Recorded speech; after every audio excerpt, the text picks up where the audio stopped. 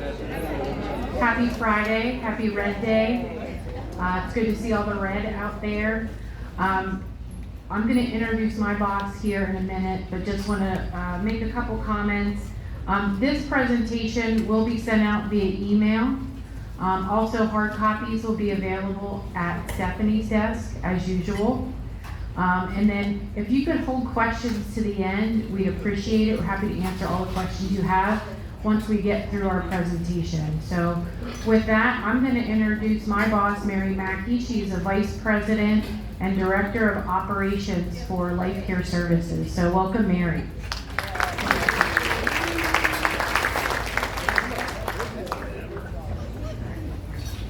Hi, good afternoon.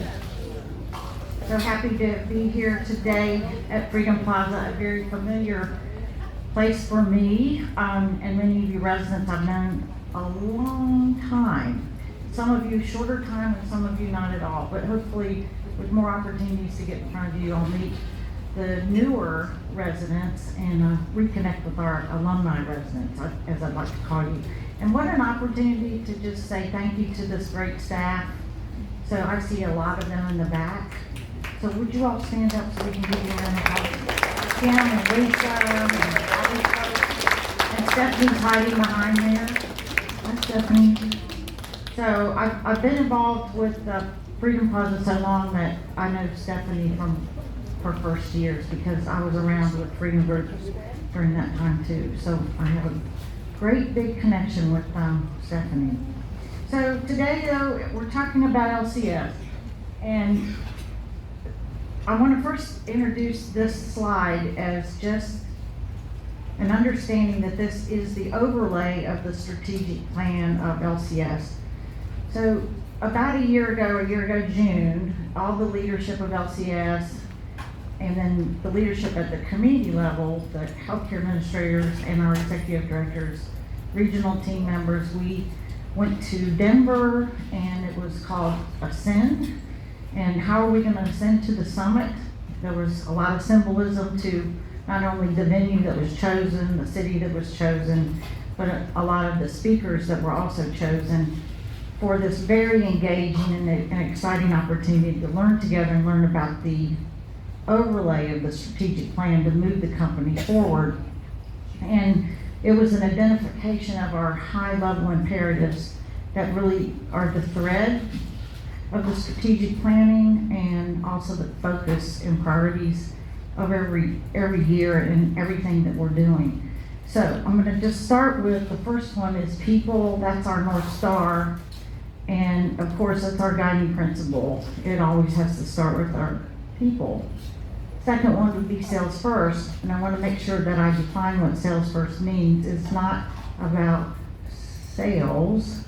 It's really about having a culture of high-level experiences for all of our customers, including those that may want to live here and those that are existing, as well as how do we conduct our business with anyone that visits or we contract with or vendors.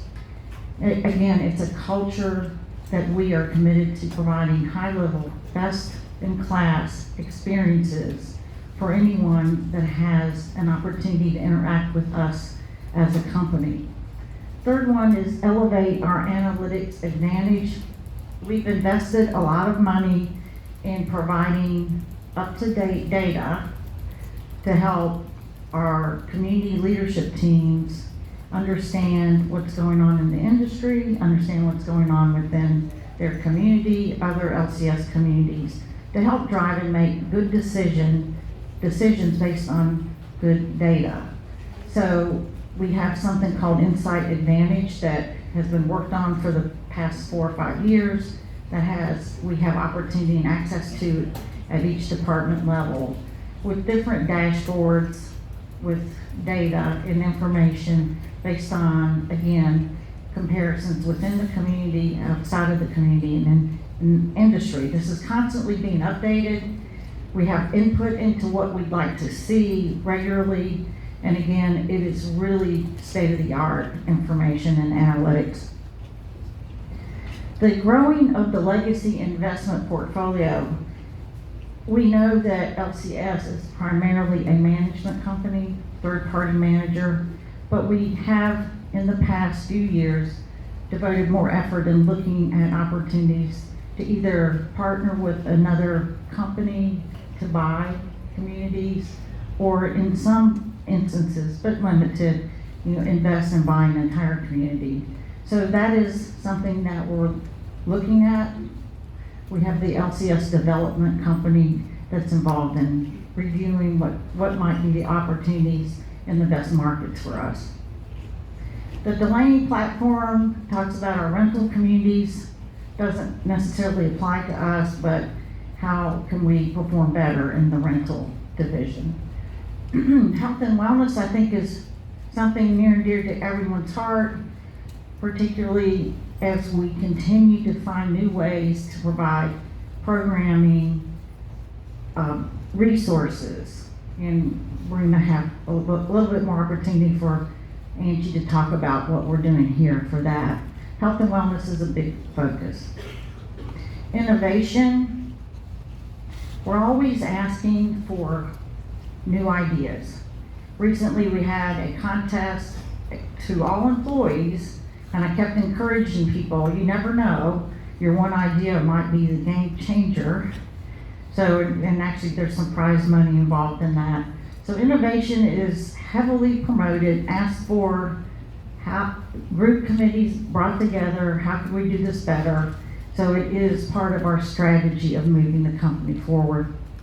And standardization, that can scare people when they hear that, but what we mean by that is, let's make sense of the things that we can standardize so that, for instance, we have a nurse that could go help out at another community so we're all using the same medical record platform called PCC, and that way someone can easily go in, continue the work of the nursing piece using the PCC platform, but also it's a financial platform and it applies to many different aspects of the communities. So having a standard platform such as that gives us opportunity to move between communities, go help other communities, understand data better, link all those items together so that we have analytics that make sense. So those are the kinds of standardizations that we're looking at. It's not that every community is a cookie cutter. So that's the high level imperatives that drive the strategic planning for each quarter, each year. So I'm going to talk a little bit about that for 2024. And these are really our priorities. We think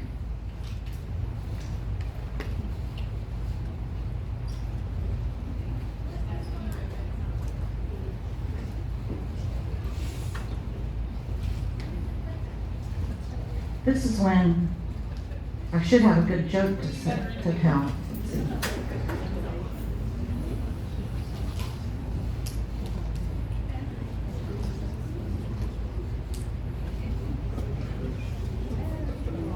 I don't have a good joke. Does anyone have a good joke?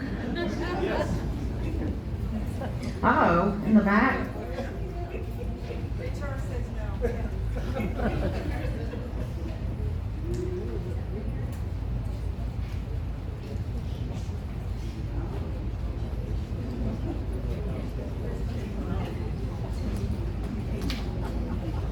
Well, let me just talk a little bit then.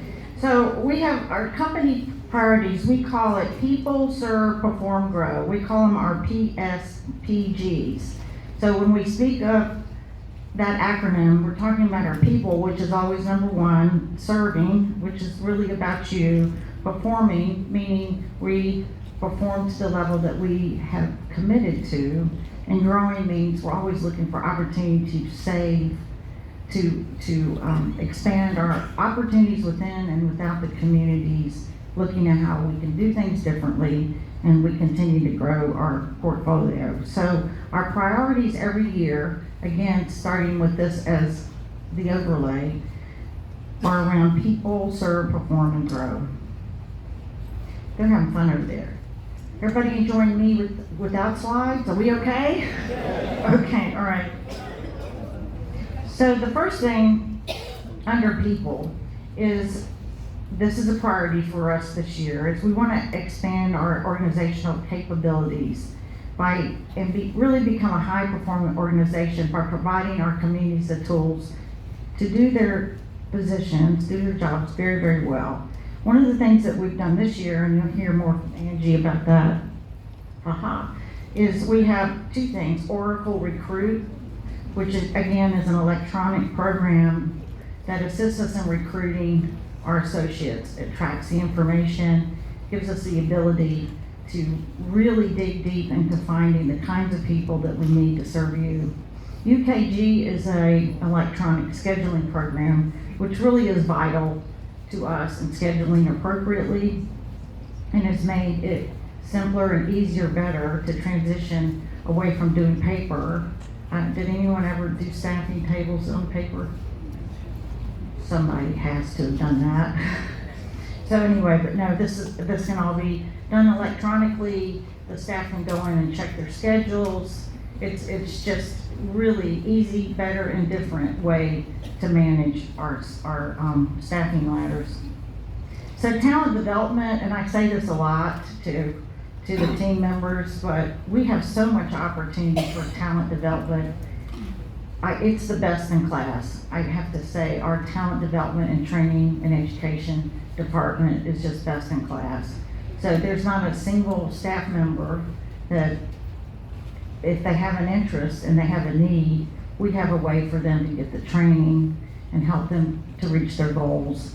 We've done a lot of that over the years, but one of the things that's so vital is the individualization that can take place for anyone that's wanting to grow from their current position to another, or learn to be better at what they're doing. So it's a vast library of resources. So one of the other things we're focusing on is standardizing department head onboarding. We want to make sure that when we hire a new person, that they get the training and onboarding that they need, and we start with the department heads, and of course then that trickles down.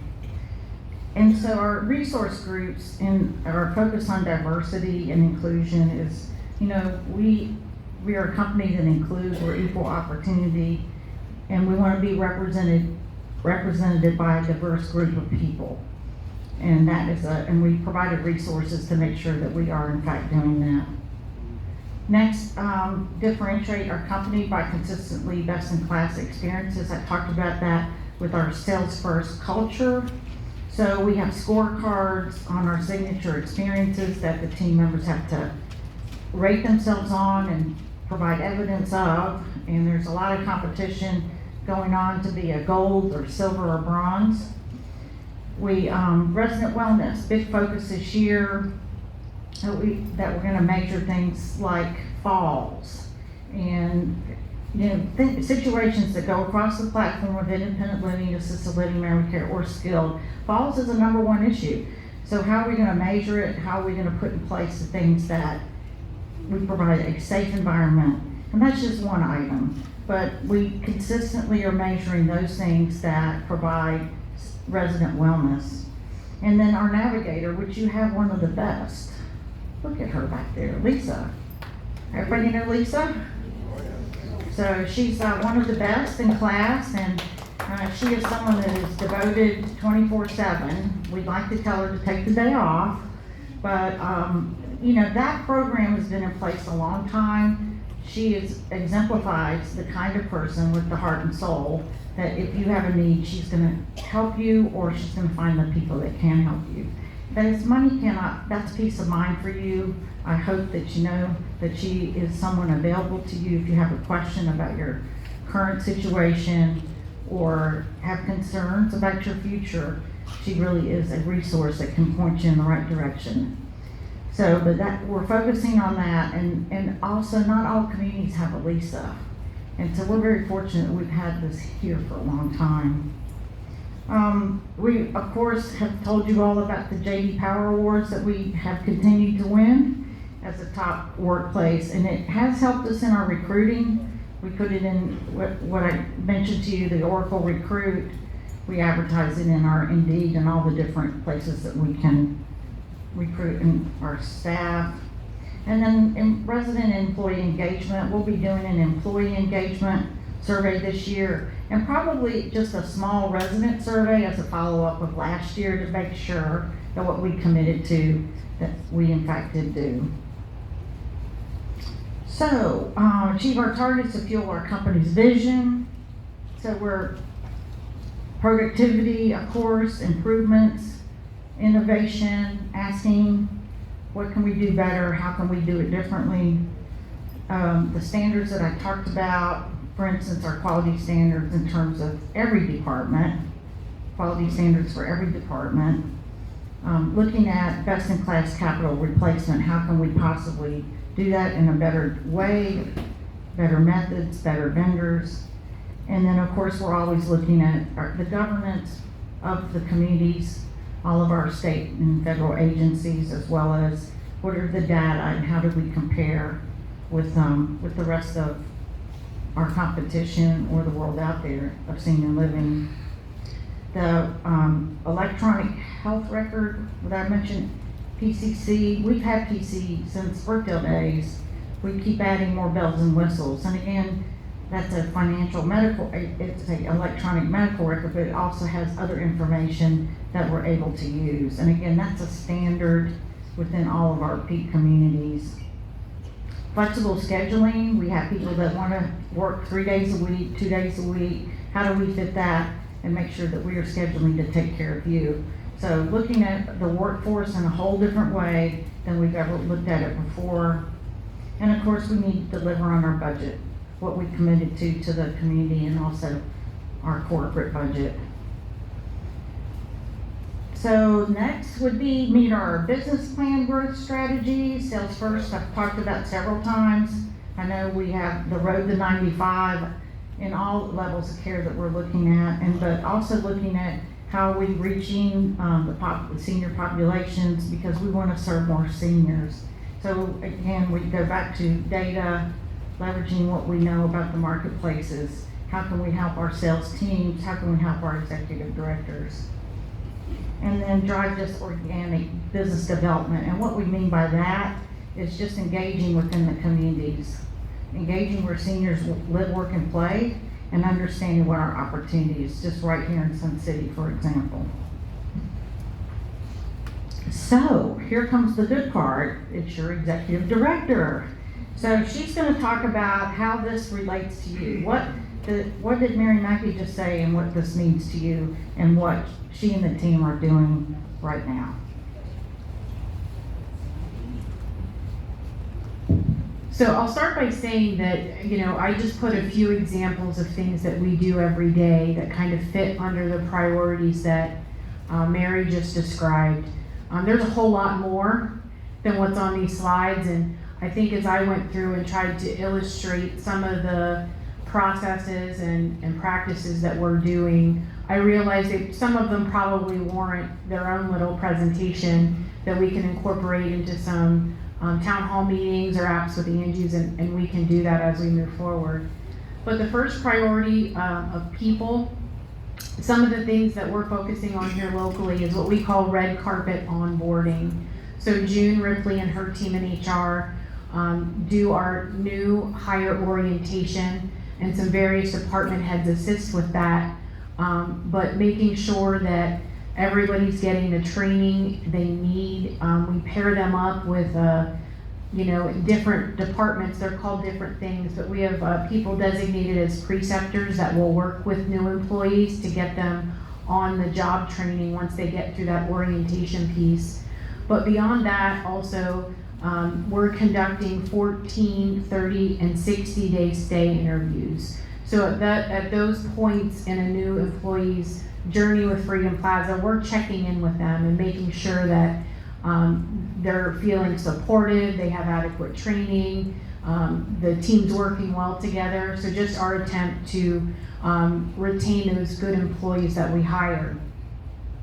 As Mary mentioned, we're going to be doing an employee engagement survey in August of this year, and much like when we do a resident survey, we talk about it a lot beforehand.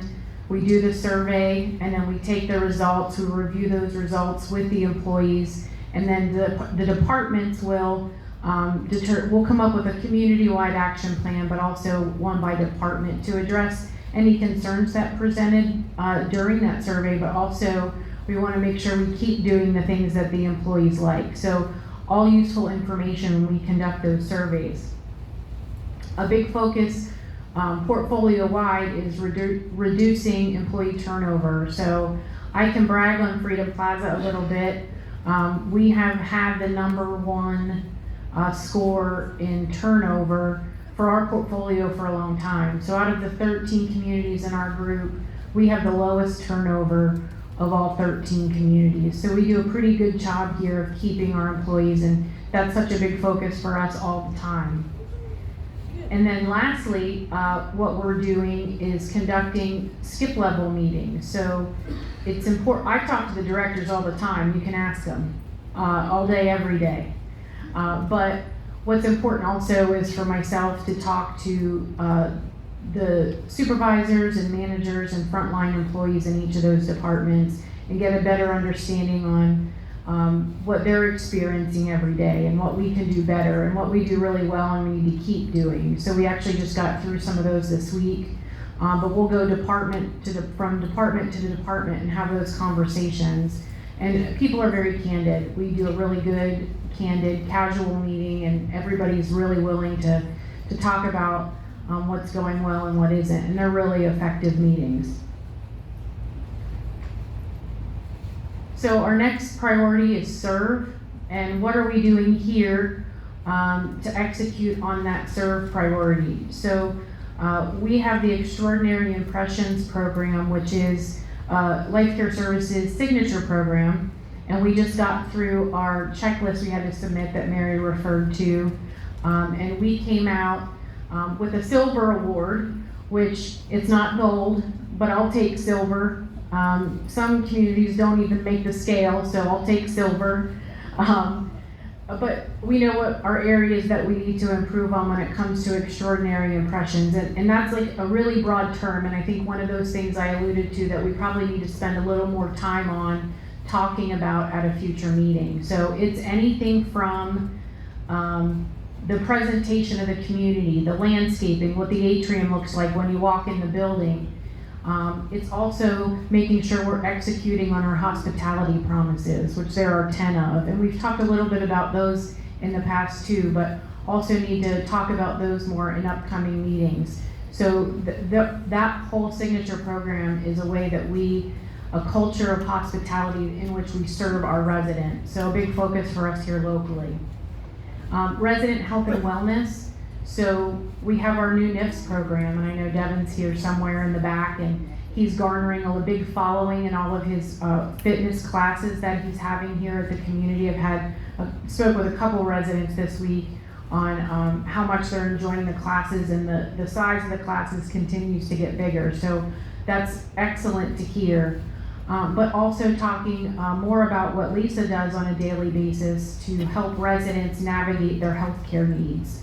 We did a presentation earlier this month called Transitions in Care, where we talked about what Lisa does, what Arlene does in Innovative Home Services, what our home health partner, Bon Secours, does, and our outpatient therapy, and how we all work together to make sure everybody's receiving the services they need, and then how we help residents transition to higher levels of care when that's the next step for them. So a real focus on making sure we're executing on those processes as well.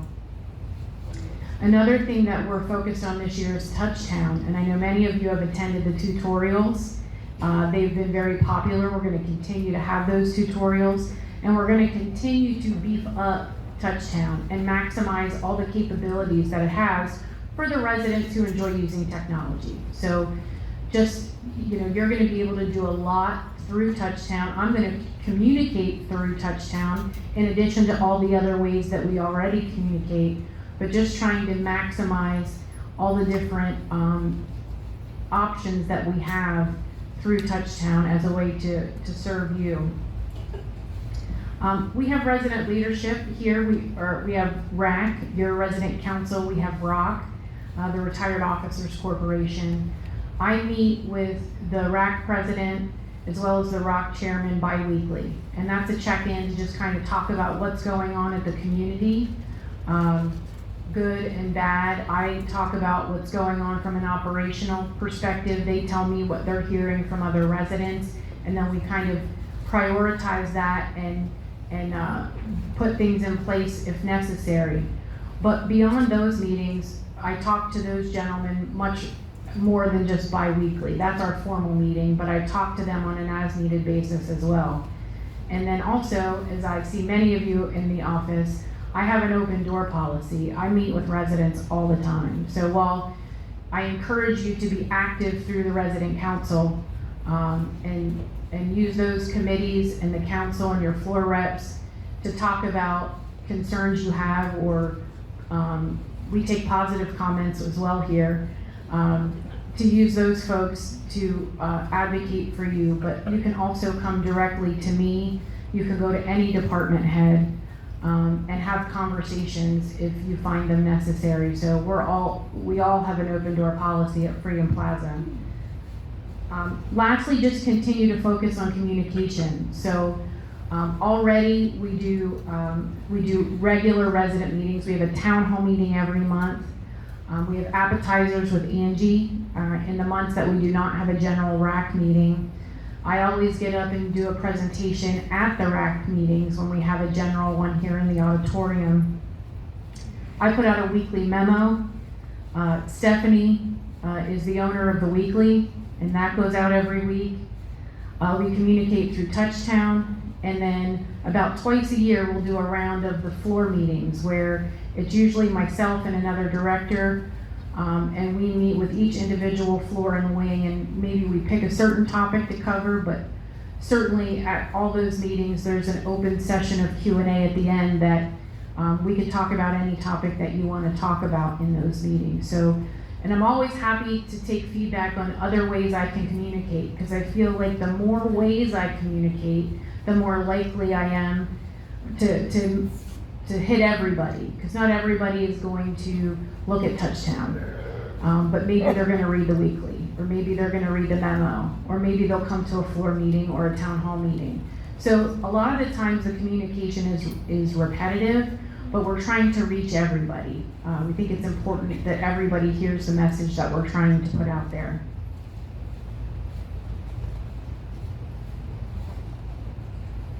Oh yeah, and Mary reminded me, I've had dinner with a lot of you as well. And we'll start that back up here in the next couple of months. I just finished the last cycle. So perform. Some of these things Mary alluded to, utilizing the Insight Advantage dashboard to monitor our operations. There's a lot of key performance indicators in this tool that we have, and key performance, and we call those KPIs. All of our department heads have access to this system that they can go in and look at daily. Teresa has the opportunity to go in and look where our food expenses are, and at any point, month to date, what we did last quarter, what we did last year. We can compare periods of time year over year. So a lot of useful information there that helps us manage our operations. Utilizing the UKG program, which is how we schedule our employees and how our employees clock in and out when they come to work every day. And then of course we always want to achieve our budget targets. Budgets aren't an exact science, but we use a lot of, we do a lot of historical reviews to sort of try to do our best at creating an accurate budget, and then we do our best to manage to those targets. It's not always possible, we know that, but we do our best to manage to what the expectation is. And I think it's important when we keep talking about managing expenses and labor. It's not about cutting or taking away, it's about being good stewards of your money, because that's the money we're spending, right? We want to make sure we're being good stewards of your money, and maintaining the level of service we need to. And we talk about managing our labor. It's not about reducing our labor. It's about making sure that every department head here has a master schedule. They determine what they need to operate their department on a weekly basis. So we need to make sure that that's how we're scheduling our employees, and that people aren't, working when they want to work. That's an exaggeration, but we have a schedule we manage to, and that's the schedule the department head determines is necessary to provide the services we need to use. So it's just about staying on top of the day-to-day operations and making sure we're operating efficiently. And lastly is grow, and grow means a lot of different things, but for us this year, we've talked about occupancy and sales and move-outs a lot in our resident meetings, but what's our road to 95%? And it's not about getting there at a certain date, but getting there sometime, right? So we've had some challenges in independent living specifically over the last 6 or 7 months with having a lot of folks moving out, transitioning to the higher levels of care. We've had some unexpected deaths, and while our sales team has done an excellent job selling apartments, it's not keeping up with those folks that are transitioning to higher levels of care. So what do we need to do operationally to maybe make those move-outs a little more consistent and allow us to sort of grow our occupancy back up? Our first goal will be 90%, and then we'll be onward and upward to 95. But it's not just about independent living. It's about assisted living, the Arbors and Plaza West as well. And we've been pretty successful there year to date in those other product lines. We need to make sure we stay at that high level of occupancy there, and there's some planning to do to maintain that occupancy as well. So they're probably our main focuses that we're working on now, but I said there's a lot more that goes on day to day, but this is how we fit in with the overall strategy and priorities of Life Care Services and sort of how it translates to you here at Freedom Plaza.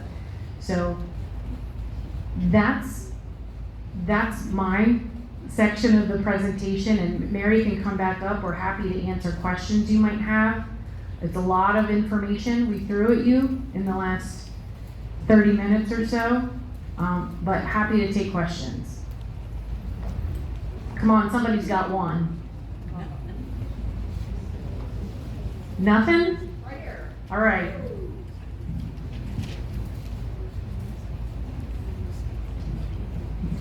As you're aware, I like trees. You do. I currently am still looking at the same 7 dead trees that we spoke about last year. Okay. How does this fit into your plan? I don't know, Sibby, you want to talk about trees? I'm totally punting on this one. So we've already replanted close to 40 or 60 trees. The next plan is on the door 5 side, so I believe that's the side that she's referring to. So Chris, our landscaper, will be getting to that this year as well. So we'll be removing dead trees and replanting new ones. Correct. All right, I'm gonna ask for a more specific update to put in the memo next week, maybe. You got it. All right.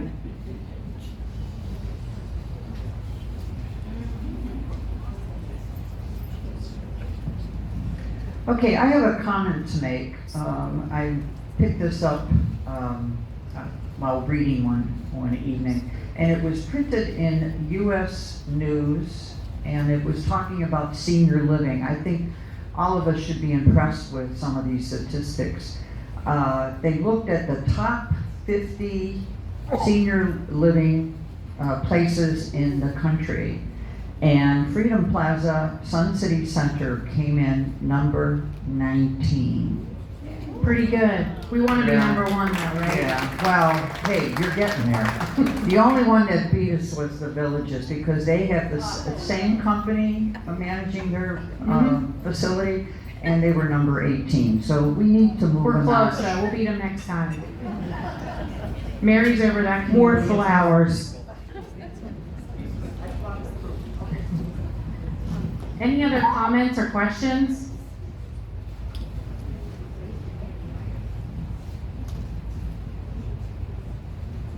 What effect did that big merger with that other company. I don't remember the name, but that was a big deal. That happened pretty fast.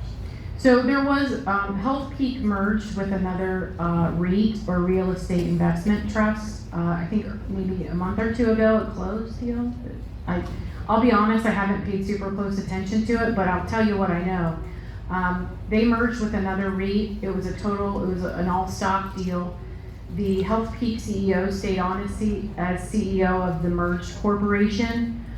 What we've been told, through the gentleman that oversees our portfolio of communities, that it's no impact on us, which it wouldn't be. Health Peak is still our owner. They still work with LCS as our management company, and that's the plan for the foreseeable future. So no change to us. It was more of a business deal on the Health Peak end. I don't know, Mary, if you want to add anything else to that. So, she said it all. I mean, there really is no impact to us. I mean, that was a financial deal between two companies that want to improve their performance through their efficiencies based on their business lines, and that no effect to us.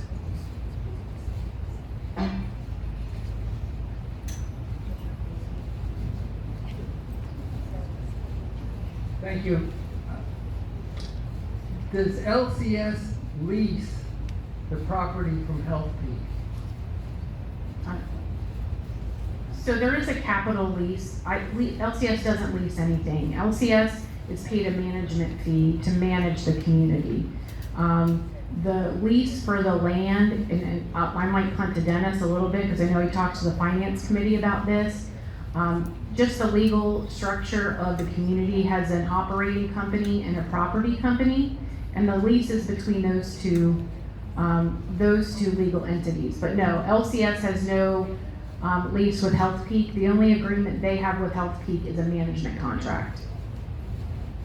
Okay, so when I pay my bill, it goes to the CCRC OpCo at Bank of America. Correct. Okay, CCRC OpCo Ventures is the parent of CCRC OpCo. So Ventures LLC is a division of Health Peak, which controls the OpCo organization. So I'm confused as to how LCS is getting paid if my money's going to Health Peak directly. So, well, Health Peak pays LCS. You all pay us, right? Your monthly fee pays our operating expenses, and we receive entry fee dollars. And then there's a management contract between LCS and Health Peak that determines what that management fee is. And the management fee is determined by total revenue of each community. So we don't have a bank here locally that we can go withdraw money from on a daily basis. Our cash is swept to a big account that they pay our payroll out of and pay our bills, which is pretty standard for a parent company with multiple organizations underneath it. So Health Peak pays Life Care Services for their management based on the performance of the communities that they own. So does that? It's based off of operating revenues, but it's a management contract. So LCS doesn't own anything here. We're here to serve as the management company. The Okay, so management then for company. last year, or the year before, when he did all of the elevator work, that was all on Health Peak's ticket. Yes. Yes. Yes. If you do the roads this year, that's on Health Peak's ticket. Yes. Okay. All right, thank you. I have a question. Since we have Hold on, Maria might. Since we have multiple tiers of owners and operating companies and management companies, who sets the goals and the budget targets? That's my question. So, I think the answer is both the owners and the management company. But who does it first? I don't know, Mary, if you wanna, we get budget guidance from LCS. That's the first thing I get, is budget guidance from LCS that says, plan for this next year, plan for that next year. I think Health Peak is more of a higher level. Here's a margin we'd like you to attain. We don't care how you get there. So So they dictate or they require a minimum profit based on revenue, and then they set higher goals that you should aim to achieve. Is that my understanding?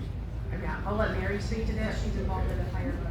So no, we start here at the community level, we have budget meetings. She talked about doing staffing here, engaging with the department directors. What do we need to do to run our business? During COVID, that's what we were doing, we were running our business.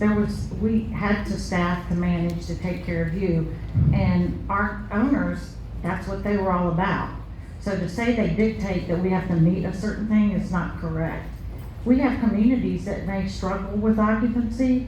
I understand that. I'm Let asking me- about let- Freedom Plaza. Well, okay, at this community level, there were times that we weren't at any previous margin, but there was no pressure to get there, except to continue to perform and continue to grow occupancy. And this team has done that.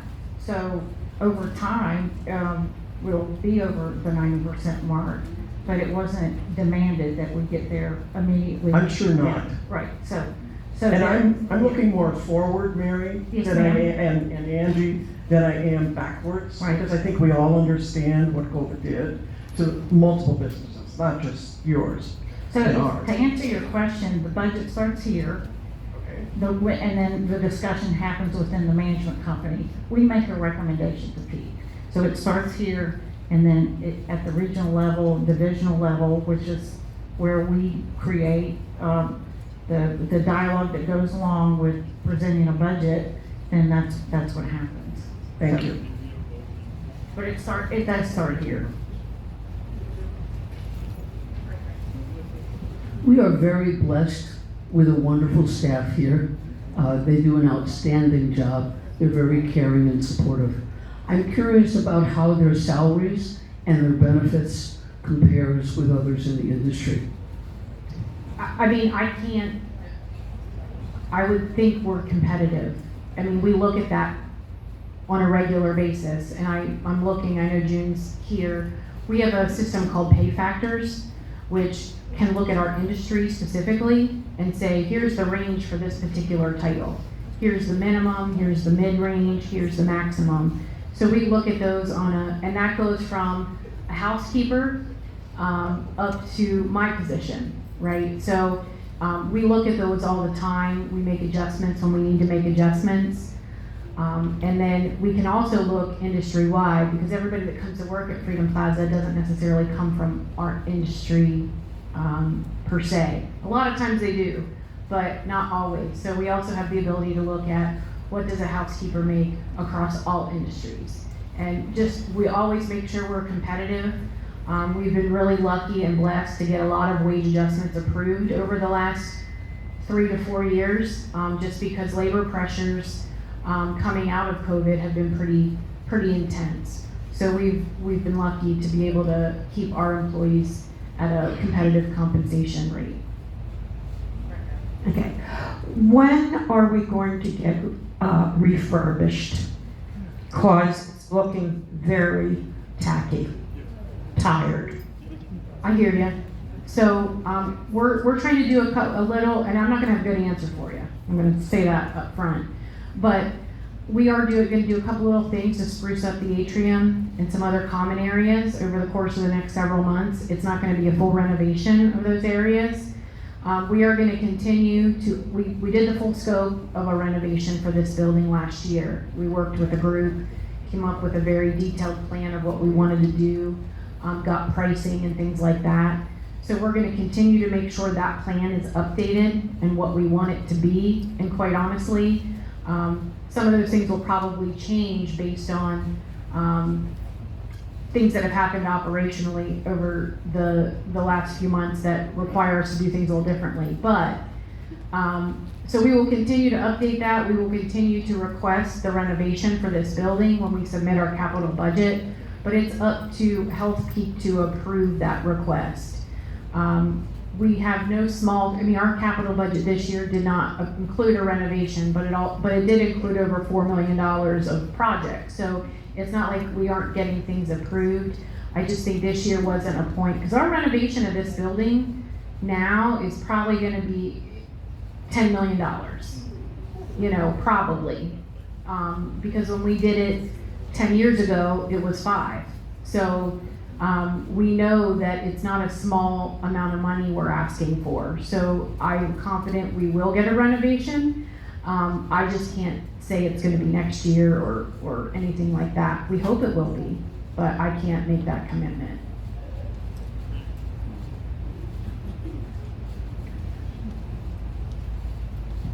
Any other questions?